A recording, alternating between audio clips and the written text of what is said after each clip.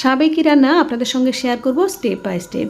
প্রথমে সর্ষের তেল গরম হয়ে গেলে এর মধ্যে আমি বড়া ভেজে নেব। বড়াটা হলো মুসুরির ডাল ভিজিয়ে রেখেছিলাম, পেঁয়াজ কাঁচা লঙ্কা লবণ হলুদ দিয়ে মাখিয়ে সেই বড়াটা ভেজে নিলাম। নিয়ে তারপরে আরও সেকেন্ড স্টেপে যাচ্ছি, আলু ভাজা। আলুটা ভাজবো, ডুমো ডুমো করে কেটে রেখেছিলাম, সেটা লবণ আর হলুদ দিয়ে ভেজে তুলে নিলাম। এবারে কড়াইয়ের মধ্যে দিয়ে দিচ্ছি চিংড়ি ভাজা। চিংড়িটা ভাজার সময় হালকা করে ভাজতে হবে। চিংড়ি ভাজা হয়ে গেলে তারপরে একটু তেল দিয়েছি, দিয়ে তার মধ্যে পেঁয়াজ আদা কাঁচা লঙ্কা এগুলো দিয়ে আবারও আমি সুন্দর করে ভেজে নেব।